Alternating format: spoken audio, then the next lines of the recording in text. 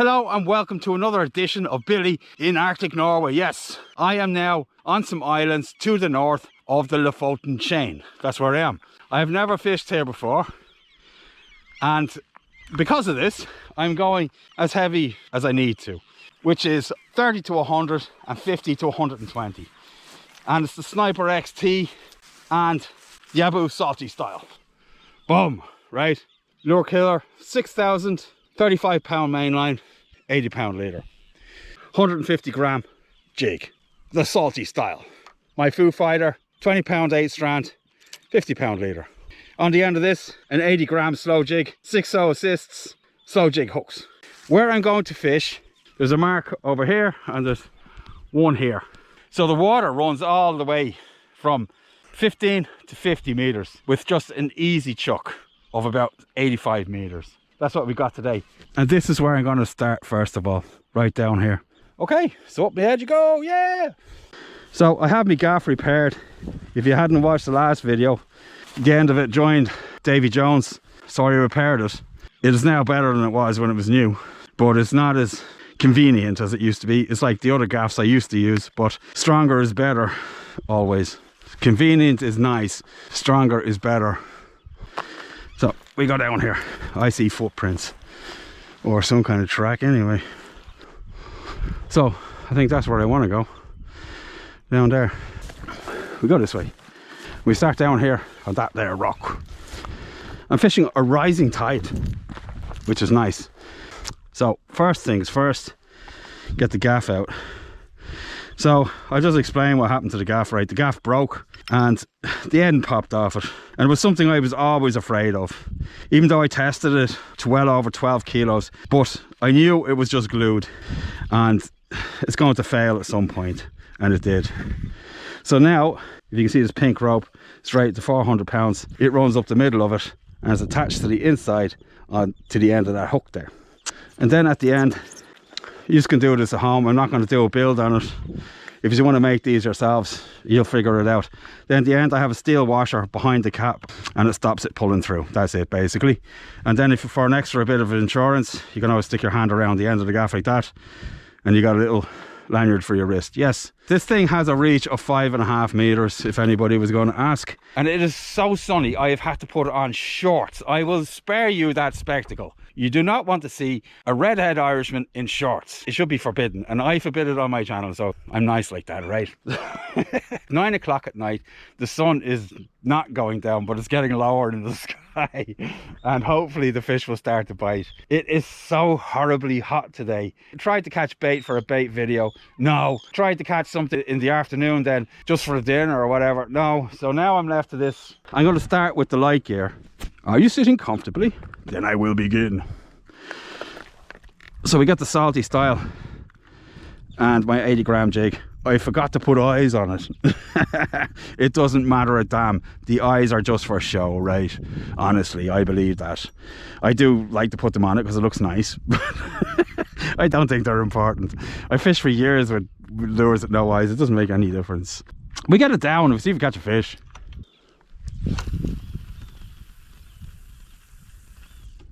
Woo! Alright, that's well into, oh god, far too much water. That's what that's into. I'll let you watch it go down, right?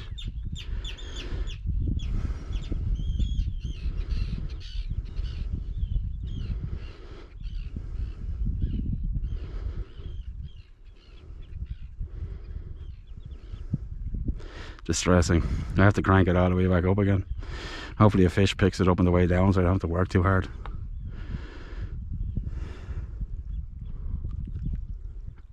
We done? Yes, we're down. Yes, right. And the cranking will begin.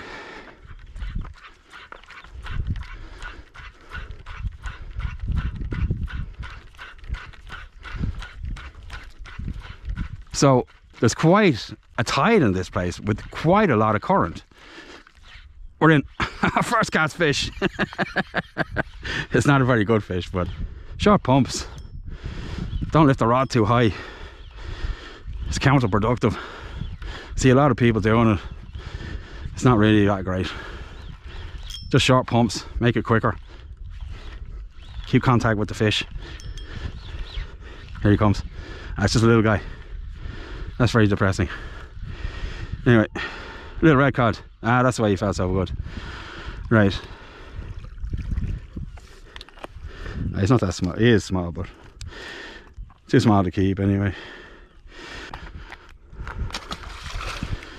There he goes. So we got another jig in. Let's see if we get another fish on. Yeah.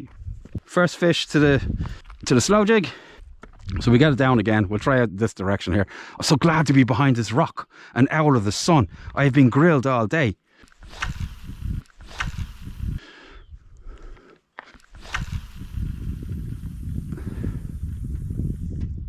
Down it goes.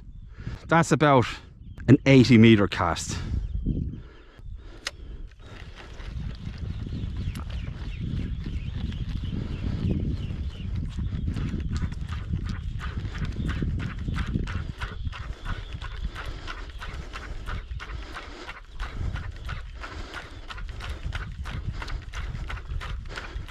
This might seem a bit aggressive, but there's a lot of line out. There's a heavy jig and you have to get it to dance.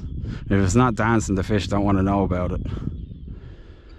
The dancing gets their attention, and then when it starts to flutter, they sense vulnerability in it, and then they hit it. Slow jigging from the shore isn't slow jigging. It's just a different shaped lure with a different type of retrieve. Slow jigging was created for boats, and it's usually done right below the boat. And this is not that. And it's the same for fast jigging as well. They're just different jigs, different actions, cast different distances. Slow jigs cast further than fast jigs because they're a little bit ass heavy.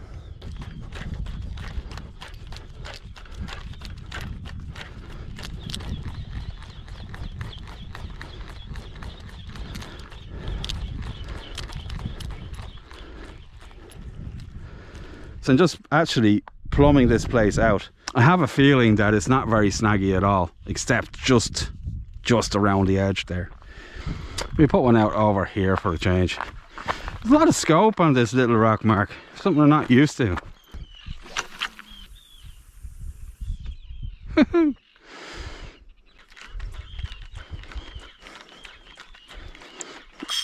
Yep, there we go.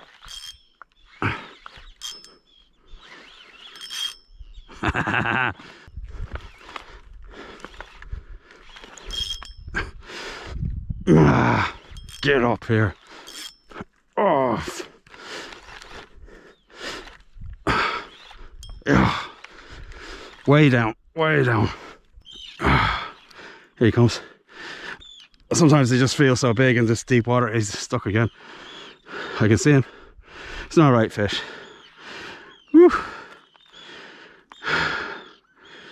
He's venting. He's venting like crazy. You see all the bubbles there? This fish, I think, will go back. So strong, man. So strong.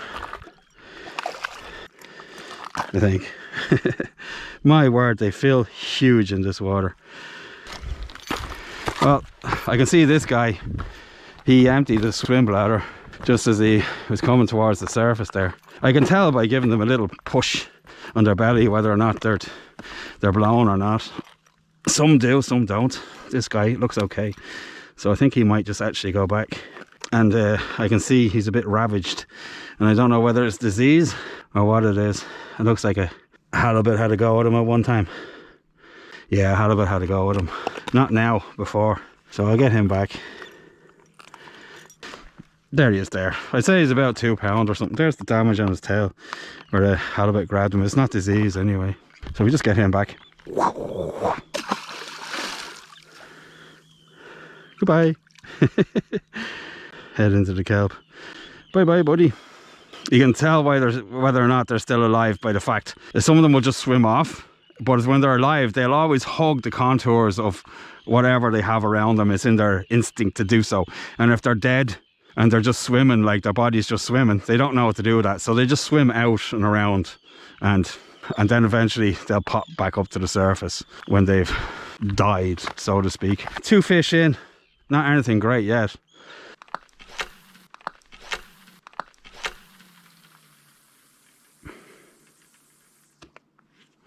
Well, the tide's running anyway. If I don't get a fish in a few casts, it's time to vacate the area, I reckon.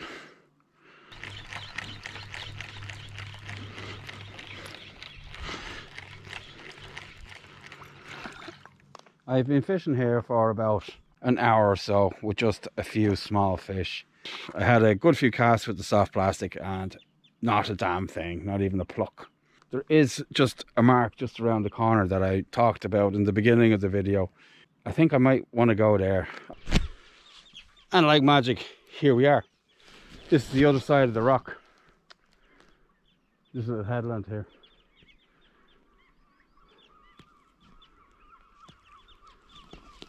You're not getting any fish, at least you're getting the view, right?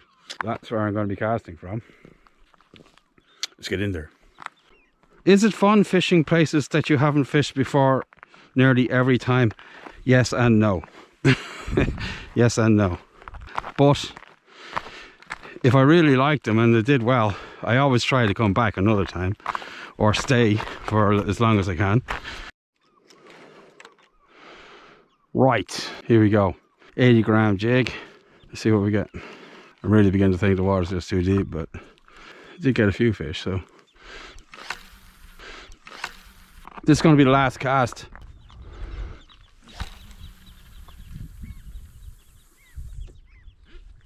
Down it goes. If it catches Billy a last cast fish, nobody knows. I've whipped the water to a foam and I haven't got a fishy. So it's time for me to move on to the next and final mark of this video. So the next time I turn on the camera, you're going to be somewhere new and hopefully exciting. Stay tuned, fish heads.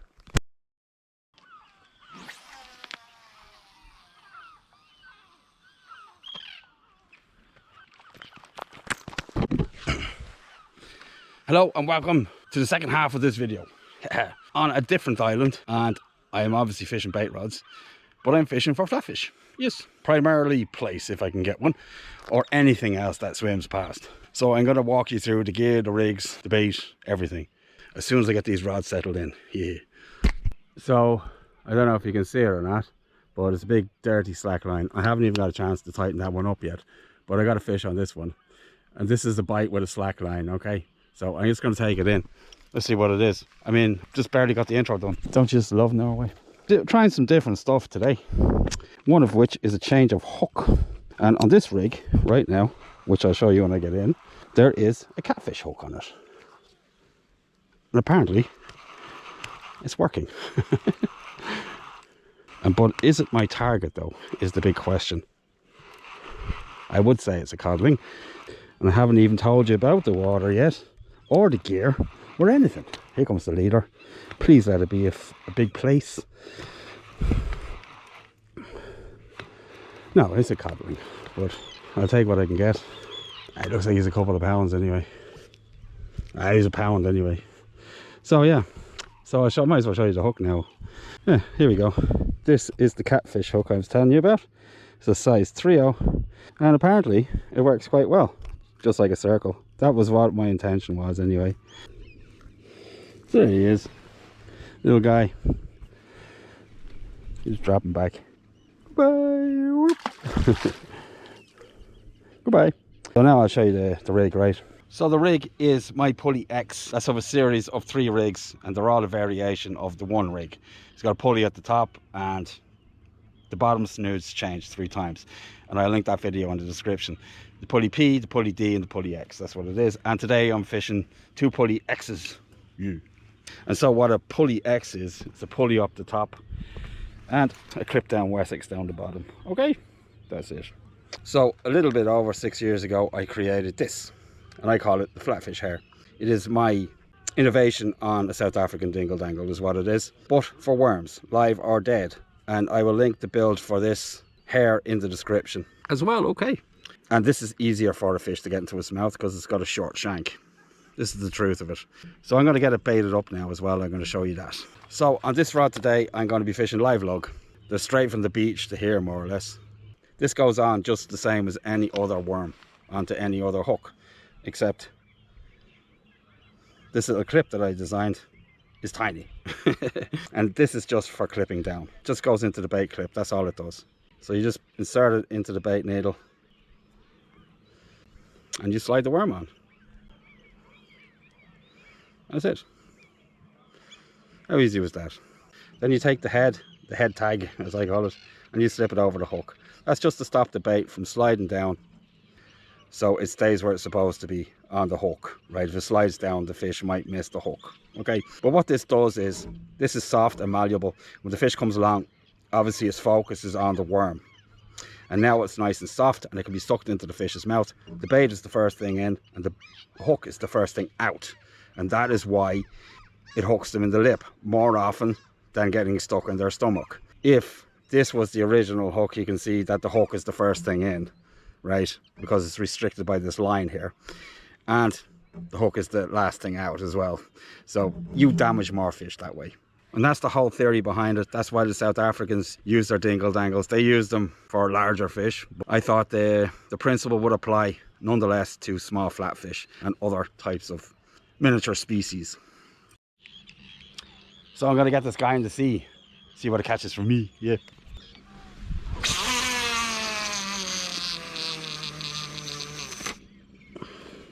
Okay, down it is. Doesn't matter what kind of rig you use. Give it a good shake when it gets down to the bottom, just to make sure that the baits come off the clip. Ratchets out of the gear. Yep. So despite this being Arctic Norway, the fishing has been pretty rough because of that thing. I think I'm the only guy that wants low pressure and clouds during the summer, but I do, right? And I almost forgot the rods, right? The rods are the Abu Hellbender HS, and the reels are the Meg 525. All hail the 525. Hail. Nice. They are loaded with 40-pound main line and 100-pound braid leader, both 4-strand. Right out in front of me here, just 70-meter lob, is about 25 meters of water. It's not terribly deep here in Norway, but it is probably one of the best depths. You can catch pretty much anything in 25 meters of water here. You can catch great big cod, you can catch halibut, you can catch plaice and dabs, you can catch rays. So I'm going to get this guy in the sea.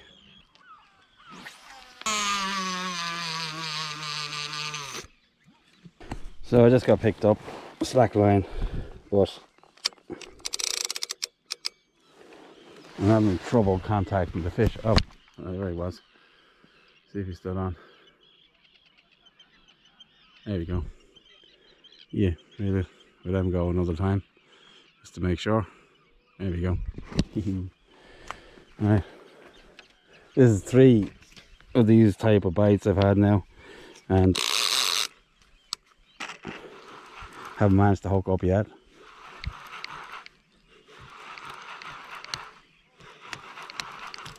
Yeah, we got him. That very time. Not a coddling, I'd say.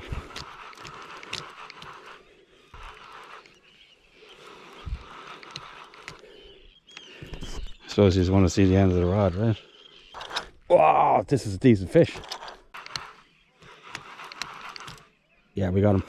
Oh, bloody hell. Yeah, well, he'll do. Nice fish.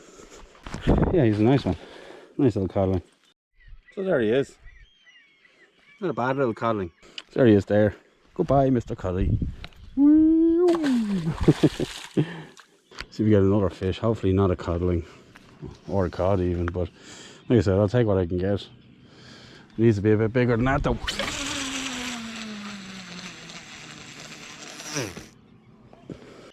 There we go. I got a fairly good cod on right now, I think. Yep. And let's see if we get this one in.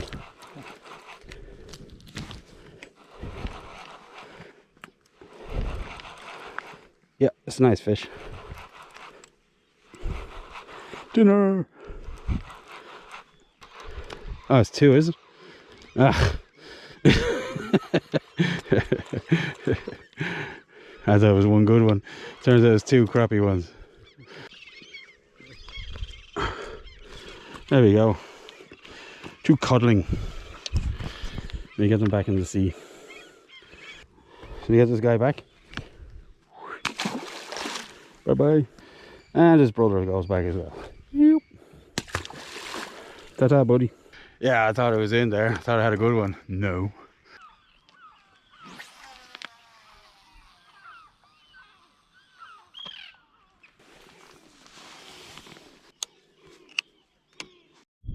So I got a nice bite on the left rod.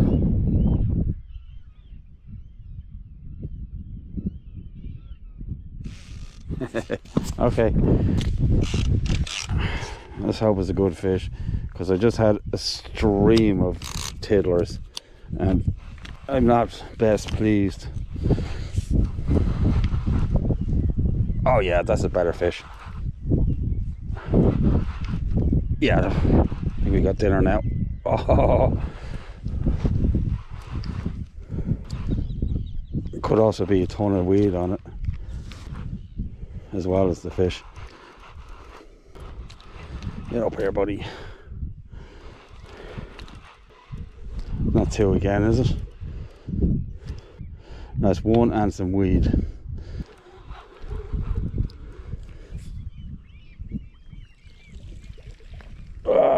It's okay fish though. He's not that great, but so we get him back as well. Yep. Bye, buddy. Seem to pick up a lot of this on the way in. Doesn't seem like great place ground if I'm taking weed like that. I could not have been more wrong about the place I was fishing. There's just so much weed and so many small fish. It's just ridiculous. So with that last fish, I'm going to bring this video to an end, because I can't take any more of the weed and the coddling. I'm Billy, this is Billy in Arctic Norway. Wherever you are in the world, remember, I'll see you on the beach. Bye.